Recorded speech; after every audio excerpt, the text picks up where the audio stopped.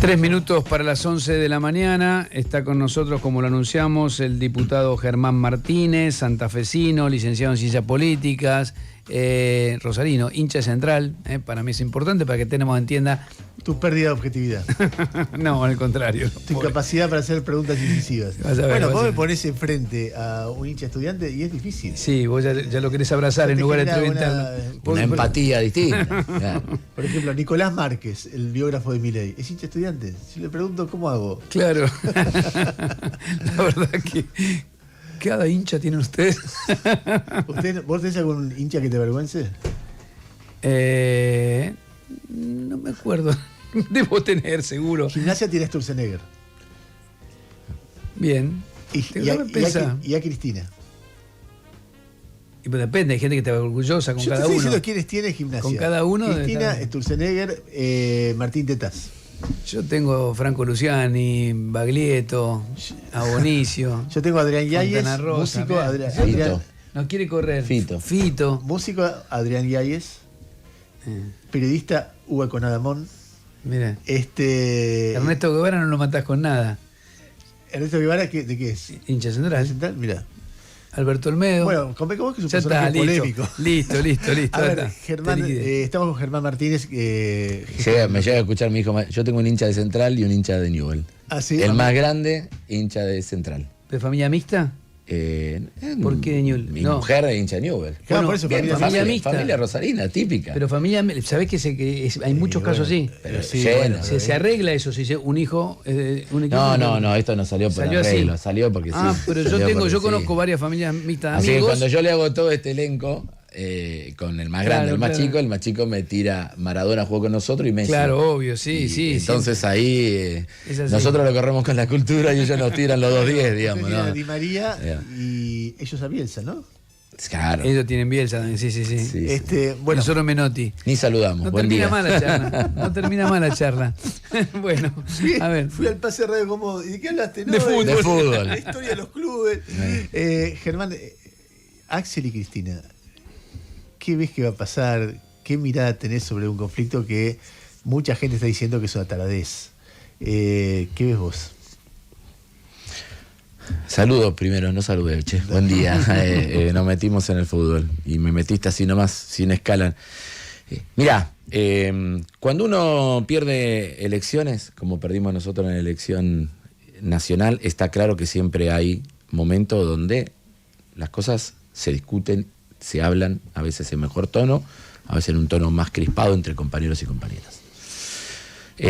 Yo cuando muchos me hablan de la provincia de Buenos Aires, lo hablábamos recién en la previa, Rey, no es muy distinto al panorama que yo observo, pero hay con menos estridencias por los pesos políticos de los personajes. No es distinto los problemas que yo tengo en el peronismo de Santa Fe, que vamos a elecciones el domingo, ¿no? Y donde el Partido Justicialista, yo soy autoridad del PJ de Rosario, vamos con una lista, con un marco de alianza, y hay otros compañeros que llegaron a cargos, a lugares desde el justicialismo que van por afuera del peronismo.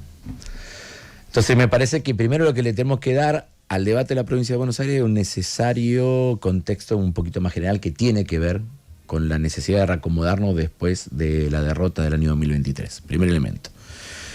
Segundo, en pocos lugares se concentran expectativas como se concentran en la provincia de Buenos Aires por el tenor de los partícipes, digamos, ¿no? No todas las provincias tienen una Cristina, un Axel, un Máximo, un Massa, intendentes legitimados durante mucho tiempo. Hay una masa crítica de dirigentes que no existe en otros lugares, existirá a nuestro estilo, pero la mirada nacional que en general hay sobre la provincia de Buenos Aires le da más protagonismo. ¿Qué es lo que yo creo que tenemos que hacer nosotros, los que no somos de la provincia de Buenos Aires y los que queremos trabajar y venimos trabajando para intentar los mayores niveles de unidad posible en virtud de la recuperación de las chances básicamente nacionales? Contribuir a que las cosas puedan transitar los debates y las discusiones de la mejor manera posible para que no nos generen quiebres. Si cada uno de nosotros nos ponemos a pontificar sobre lo que pasa en la provincia de Buenos Aires y nos ponemos a levantar muros en lugar de tratar de construir puentes entre ellos, me parece que es un error. Y creo que muchas veces nos hemos transformado, a mí hasta me cuesta sentirme dirigente político, si bien tengo roles de conducción táctica de algunos dispositivos, el bloque parlamentario, la vicepresidencia del Partido Justicialista a nivel nacional. Creo que nuestro rol es tratar de generar las posibilidades de que haya los máximos niveles de acuerdo posible, sabiendo que se discuten cosas concretas, sabiendo que estamos discutiendo cuál es la orientación en un determinado distrito, sabemos que se discuten muchas veces posiciones de liderazgo, que se discute un poquito el presente, que se discute un poquito el futuro. Hay un montón de esas cosas que se discuten y que también hay que quitarle una carga de dramatismo a las cosas. Germán, en este caso yo creo que lo que más impacta es que no parece, si vos decís, che, ¿cuáles son las diferencias ideológicas entre Axel Kicillof y Cristina Kirchner? Son difíciles de hallar. Entonces la pregunta es, che, ¿qué están discutiendo? ¿Solamente poder, lugar en las listas? Empieza a generarle cierta perplejidad, me imagino yo, al adherente, al que simpatiza. Y que te digo la verdad, excede hasta los límites de la provincia de Buenos Aires. A mí, recorriendo la provincia de Santa Fe, recorriendo mucho el departamento de Rosario en los últimos 3 meses y todo eso, es una pregunta recurrente. Cuando terminás de hablar de lo que tenés que hablar, che, ¿qué pasa en Buenos Aires? Digamos, ¿no? Principalmente porque todos los vemos en algún lugar como un elemento, un faro que nos puede permitir apuntar al futuro, ¿no? También tiene incidencias en otras provincias, en las posibilidades de los armados de las otras provincias. Por eso yo creo que nosotros lo que tenemos que tratar de hacer, al menos en nuestra parte, es tratar de bajar un cambio, tratar de ayudar a que todo el mundo pueda tener mayores niveles de diálogo. Y los peronistas tenemos algo que a veces, que cuando no vemos las cosas en claro, también tenemos que tener cierta confianza en los que conducen, ¿no? Y yo sé que probablemente entre los compañeros de la provincia de Buenos Aires no todos sientan que los conduce la misma persona, pero también un poco de confianza en que los que conducen puedan llegar a tener marco de acuerdo. Yo no cerraría ninguna puerta. Es cierto que han sido semanas difíciles, y a mí cuando me aparecen todas estas cosas, decir, bueno, che, no es tampoco la primera vez que el peronismo ha vivido estas cosas y supimos sortearla, y esperemos que también esta vez la podamos sortear. Está el famoso dicho que los peronistas son como los gatos, cuando empiezan a gritar mucha gente cree que se están peleando, pero en realidad se están reproduciendo. Sí. La verdad es que si uno mira la historia, es cierto que a veces se estaban peleando y se estaban reproduciendo, y hay veces que se estaban peleando y no se estaban reproduciendo, simplemente se estaban peleando. Hay ejemplos, a veces a tiros además, ¿no? Pero o sea, hay ejemplos para un gusto y para el otro. Entonces, dame argumentos por los que te parece a vos que puedan terminar juntos Cristina y Axel. A mí me parece que hay un elemento no menor, que es tratar de generar la mejor estrategia posible para ganar las elecciones en la provincia de Buenos Aires en todos los niveles, vamos a decir, para poder estar juntos. Y segundo, me parece que hay un aglutinante muy importante que aparece también, así como aparecen nuestras diferencias, también aparece como un elemento aglutinante más importante, que es la brutalidad, la inhumanidad, la crueldad del gobierno de Milei, ¿no? Y ayer yo estuve casi 2 horas ahí en Rivadavia y Callao. En la movilización. En la movilización, y aparte me fui a hablar, porque había un montón de compañeros que te arriban, es interesantísimo. Uno te pregunta una cosa, otro te pregunta otra, y en un momento éramos como 15, 20 haciendo una especie de asamblea ahí en la esquina, y los compañeros lo que terminan pidiéndote: hagamos el máximo esfuerzo, Germán, habla con todos, tratemos de que haya la mayor unidad posible, a Milei no lo podemos enfrentar por separado, con mucho sentido común, lo dicen las compañeras, pero también con mucho de dolor por lo que se está viviendo, y yo creo, y me incluyo, que a veces nosotros no sé si terminamos de captar con la sensibilidad necesaria todo el daño que está provocando Milei, y creo que ese puede ser un elemento aglutinante. ¿La posibilidad de no anular las PASO podría ser una opción?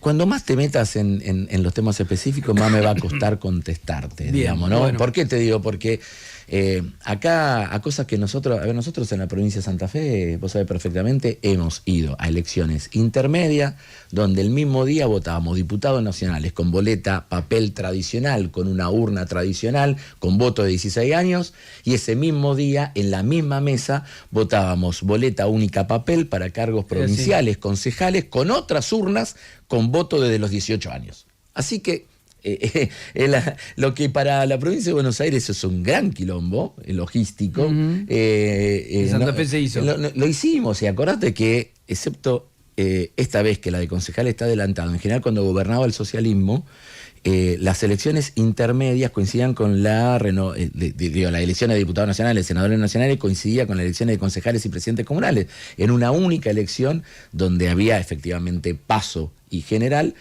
con 2 métodos al mismo tiempo. Está diciendo que podrían haber desdoblado, Kicillof. No, lo que te estoy diciendo es que en Santa Fe estuvo esa experiencia, probablemente con otro nivel de logístico, ¿viste? Yo no conozco la provincia de Buenos Aires, si podés ampliar la cantidad de escuelas. Acordate la primera vez, estamos muy rosarinos, santafesinos, la primera vez que se votó con boleta única papel, que todos nos asustamos porque había estado muy alto el voto anulado y el voto en blanco. Después con el tiempo se moderó y bajó. La gente aprendió y bajó. Digamos, a veces yo creo que hacemos mucho tremendismo con los temas electorales. Yo quiero interrumpir con una información que tiene que ver con algo que charlamos antes y después vuelvo a preguntarte. La información es que esta es la de Carlotos Estudiantes. Digo, entre varios hinchas. Me acaba de escribir Ignacio ¿El prensa estudiante no? No, ¿Quién el es? nieto. Ah, el nieto.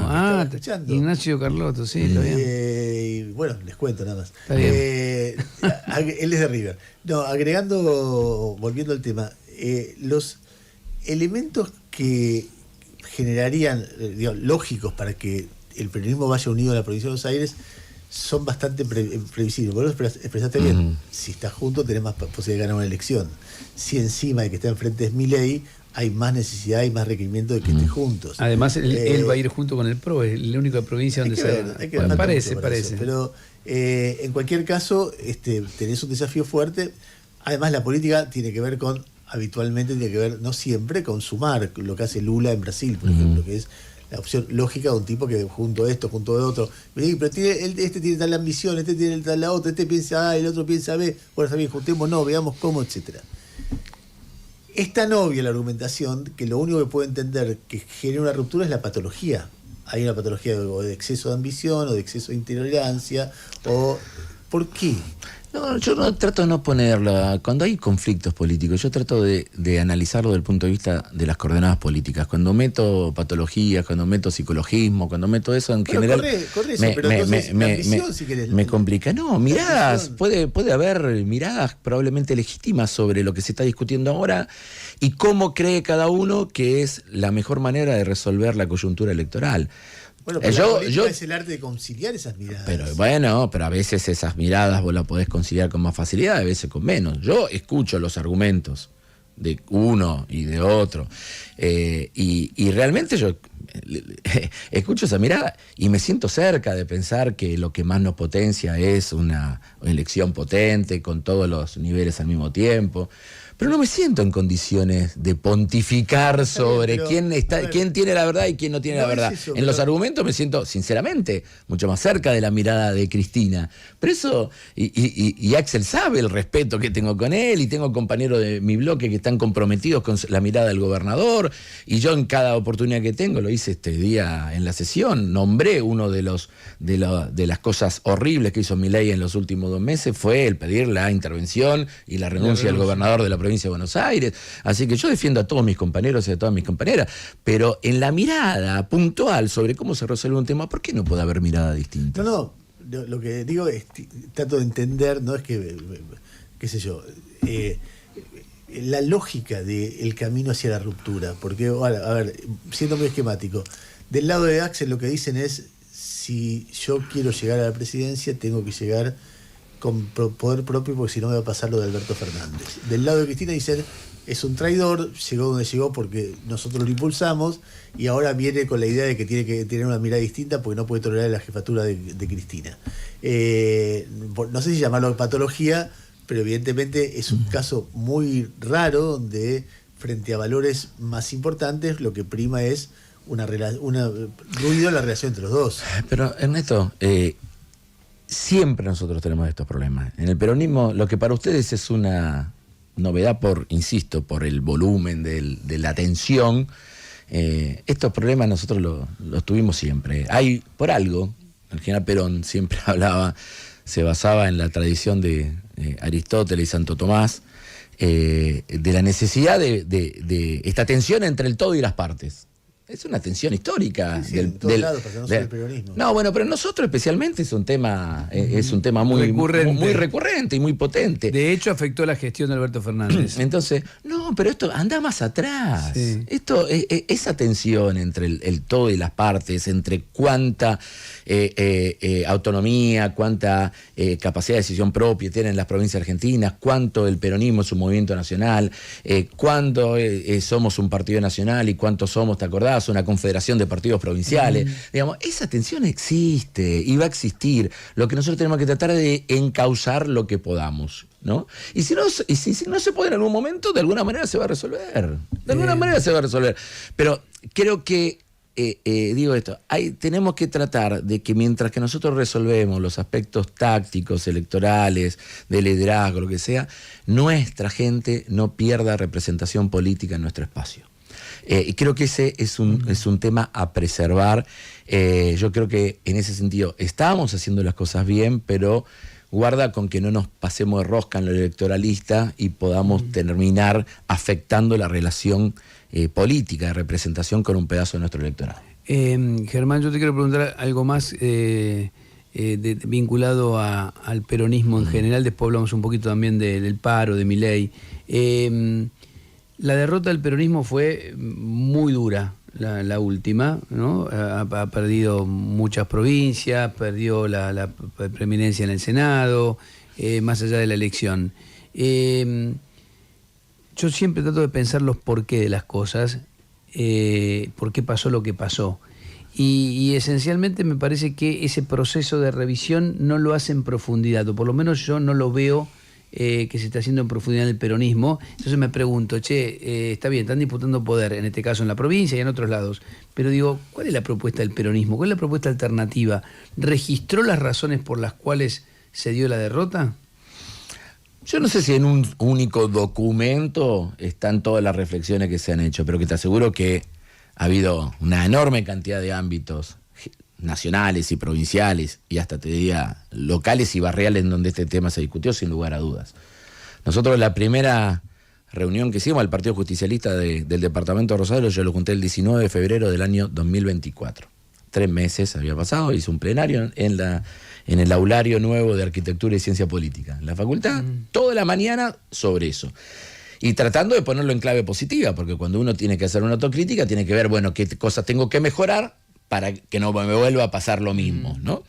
Y yo creo que esa lectura se hizo. A ver, en los bloques parlamentarios, la unidad de los bloques parlamentarios, aún con las dificultades y tensiones que tenemos, es un aprendizaje, no solamente respecto a nuestra última experiencia de gestión de gobierno, sino a nuestra última experiencia de estar en la oposición. Acuérdate de que entre el 2016 y el 2019 nosotros teníamos lo que hoy estamos todos en un bloque, estábamos en 3 espacios distintos. Un espacio Frente para la Victoria, más hegemonizado, más conducido por las variantes kirchneristas. Sergio Massa con un bloque propio, articulando con los distintos espacios, y el espacio de los gobernadores en el peronismo federal. Y hoy estamos todos en un mismo bloque. Ahí siempre se aprenden de las experiencias. Lo que en general yo trato de también plantear a los compañeros, que tampoco estamos para hacer araquiris ante la presencia de millones de argentinos. Nosotros tenemos que procesar, hablar, cuánto incidió lo económico, cuánto incidieron nuestras variables de convivencia política interna, cuánto incidió el liderazgo, ¿no? Cuánto incidió el contexto más general o internacional, cuánto incidió cambios que se venían provocando en la sociedad argentina y que se aceleraron con la pandemia. Hoy tenemos un proceso de atomización, de fragmentación, de mayores niveles de individualismo que no vienen de ahora, no son de 2 años, vienen de un tránsito mucho más largo en la República Argentina. Algunos analistas hasta los ponen en la caída del muro, por decir de ese lugar. Pero no, que cuando uno hace análisis político, para tratar de mirar para adelante en una fuerza política, tiene que tener todos los ingredientes. No solamente... Si yo lo único que hago es, digo, ¿cuánto Alberto sí, cuánto Alberto no? ¿Cuánto Cristina sí, cuánto Cristina no? ¿Cuántos gobernadores sí, cuántos gobernadores no? Me parece que ahí es donde se achica el análisis. El análisis, para que sea más efectivo, más lo tenés que complejizar, no más simplificarlo. ¿Sabes que más o menos es opinable eso? Porque... Todo es opinable. Bueno, está bien, déjame darte mi opinión. Claro, obvio.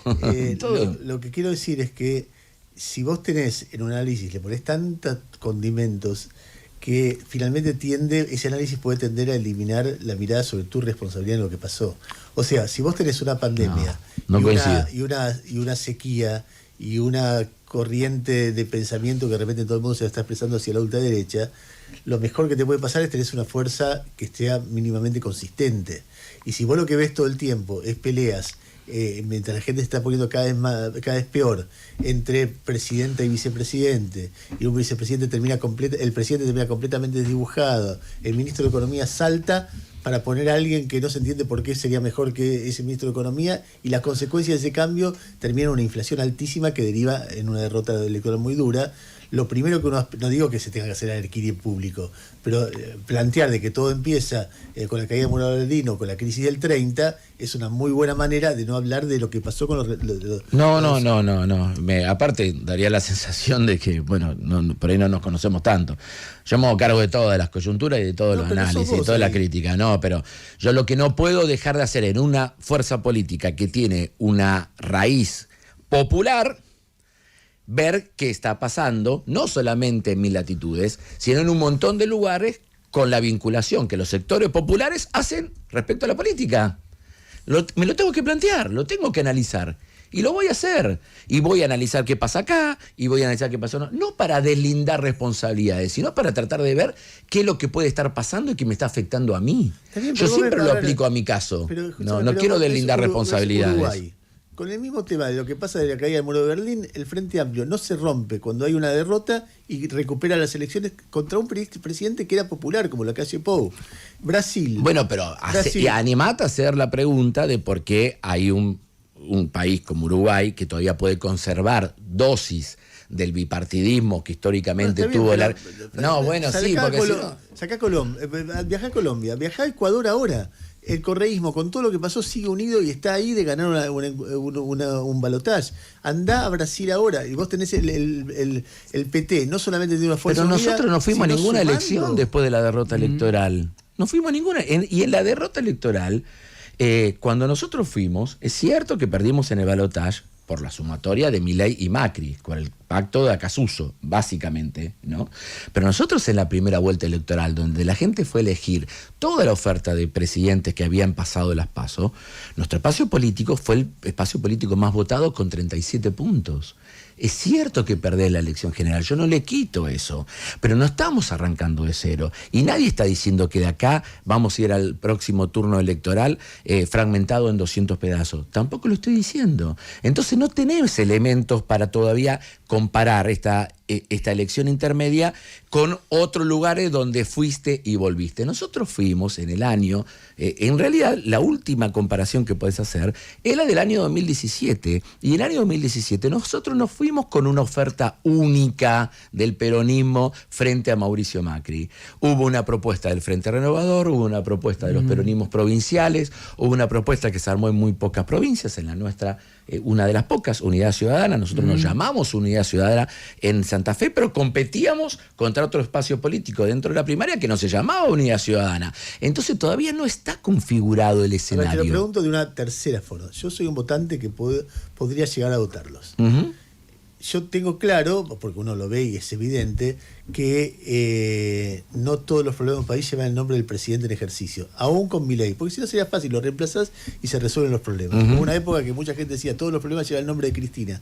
Y yo decía, no todos, porque vas a ver cuando la reemplaces no va a ser fácil. Vino Macri, después vino todos los problemas llevan el nombre de Macri. Y así sucesivamente.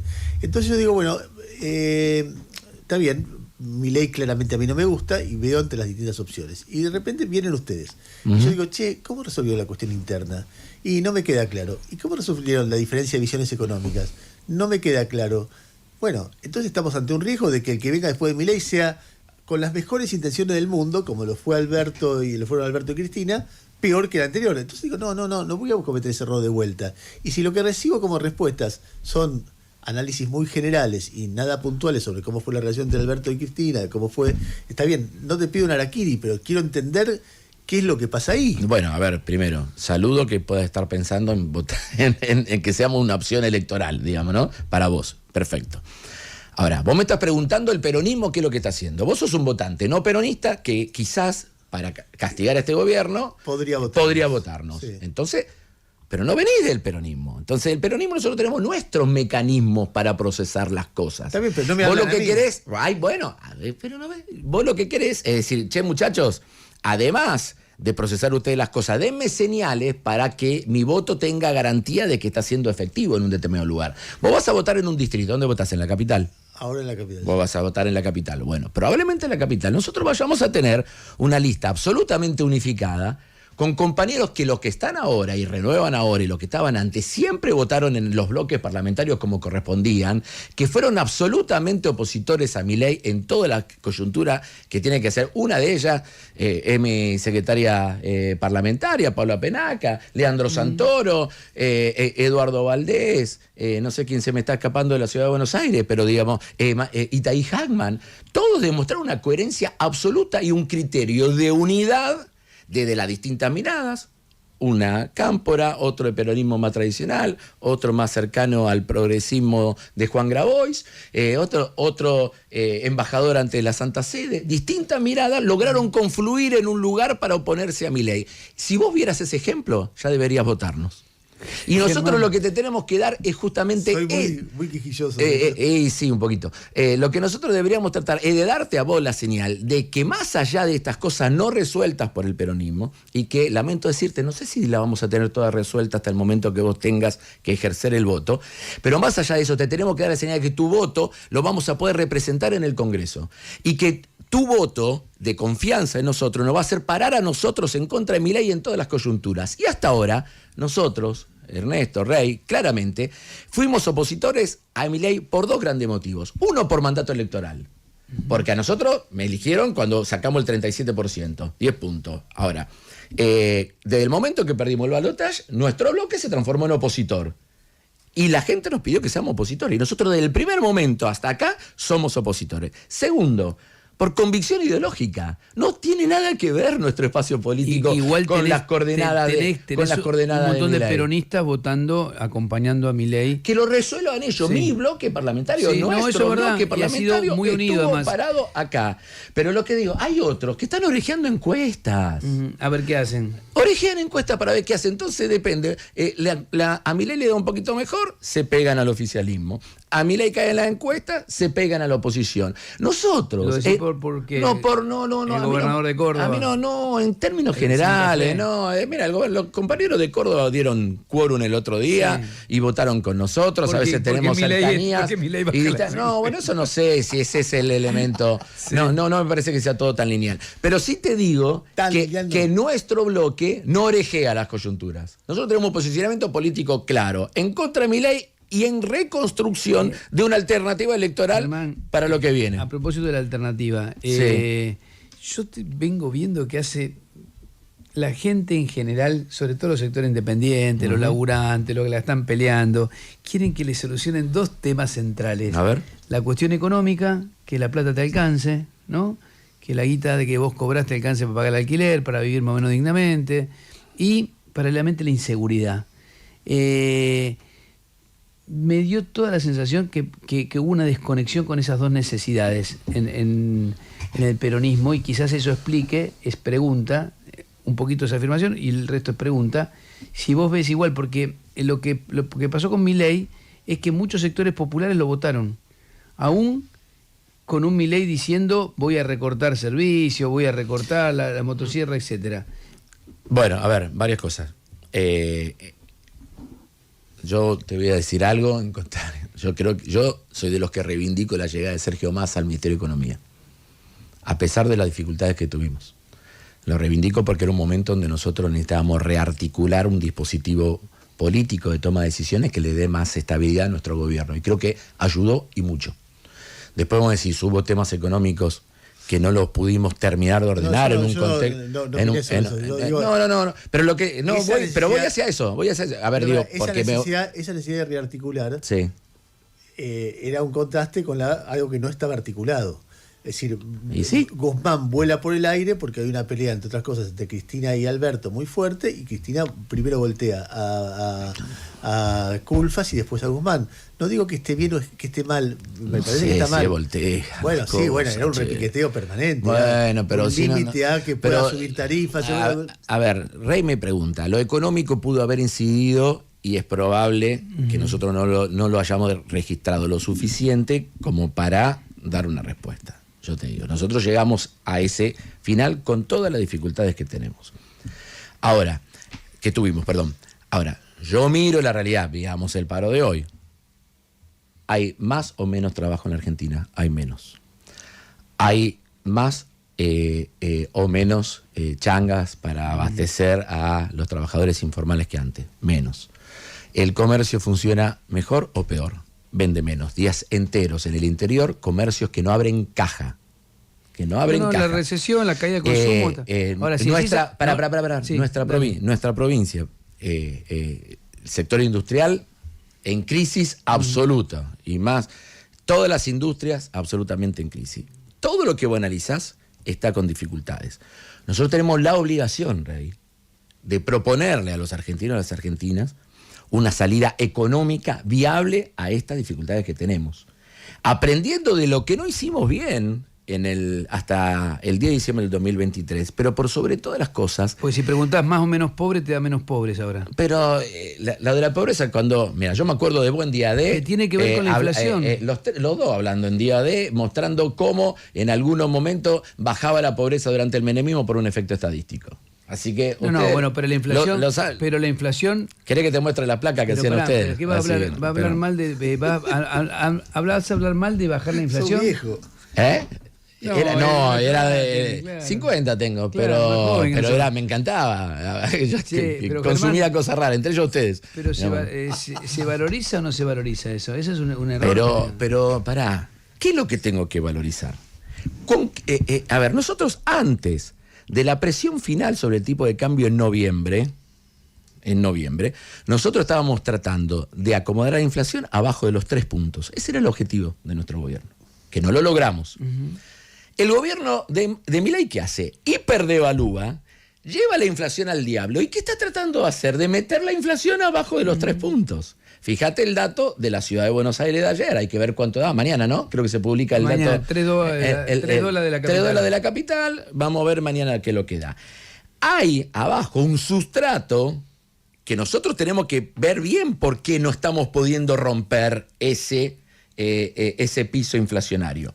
Ahora, yo lo que te digo, Milei quiere mostrar 3 cosas. Que el orden fiscal es base para la bajada de la inflación. No lo está logrando, porque el orden fiscal es absolutamente ficticio y está demostrado. Él consigue, hay 6 elementos que explican el 80% del superávit, entre comillas, fiscal del gobierno. Baja en jubilaciones, baja en salarios estatales, a través de despidos también,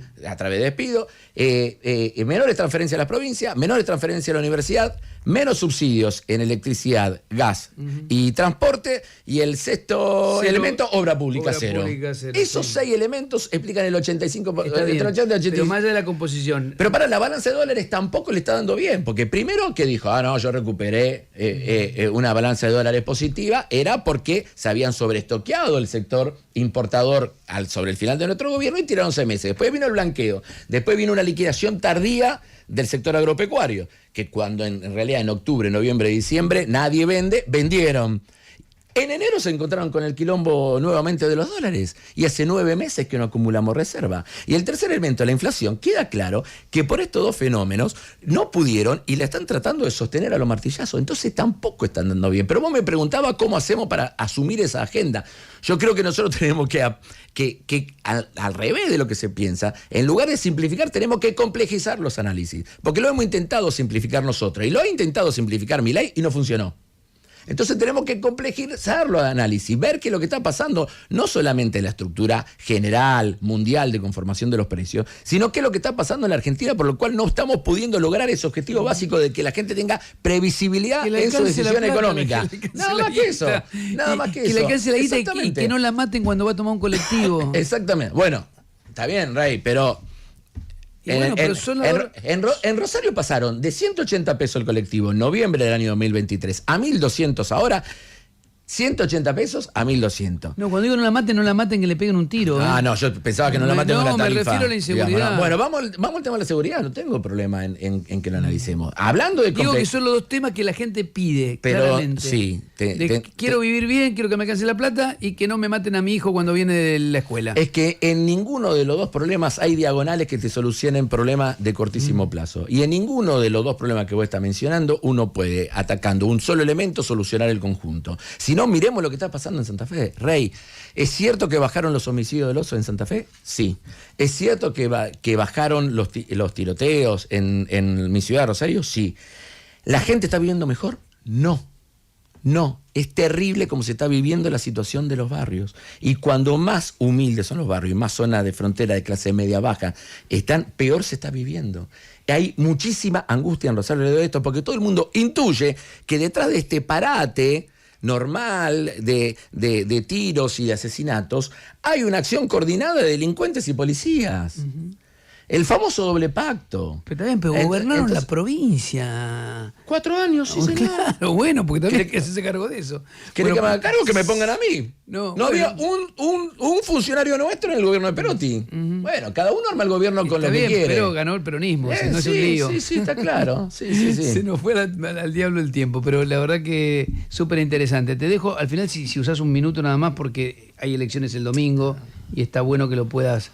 Estas son las cosas que están en discusión en todos lados, así que no. Está bueno, ¿no? Sí. No vine acá a hacer campaña, vine a charlar con ustedes. De hecho, teníamos esta idea de encontrarnos varios jueves antes y no pudimos, y ojalá que lo podamos repetir, porque nos quedamos sin hablar del paro y todo eso. Mira, yo creo que hace tiempo que vengo hablando de que el elemento clave hoy en la política es la representación de los ciudadanos y las ciudadanas, que es lo que más veo como preocupación en un futuro si no resolvemos las cosas bien. Por lo tanto, yo creo que si hay santafesinos y santafesinas que no se sienten representados por el proyecto de país de Milei y no se sienten representados, en nuestro caso, por el proyecto de provincia de Maximiliano Puyaro, que nosotros tenemos la obligación de darle una propuesta de representación política distinta. Y creo que, insisto, con nuestros límites y con nuestras posibilidades hemos construido con Juan Monteverde y con el Partido Justicialista y con Ciudad Futura y con el Frente Renovador y con el Partido Solidario y con tantos otros espacios gremiales y sociales una propuesta que busca eso y que le dé previsibilidad a la representación política. Nosotros no tenemos nada que ver con los valores que hoy guían a estos gobiernos absolutamente inhumanos y vamos a hacer... El caso de la constituyente es un mecanismo, es un canal, pero vamos a seguir construyendo una propuesta política que le dé representación a todos aquellos santafesinos y santafesinas que quieren un futuro distinto. Yo quiero decir algo para terminar. Dime. Va a meter otro hincha estudiante. Mauro Zeta. Está preocupado por eso. A mí creo que me llegaron algunas cosas. Me dijiste también, de quién, ¿sabés quién es hincha central? ¿Quién? Victoria Villarroel. Ah, mira.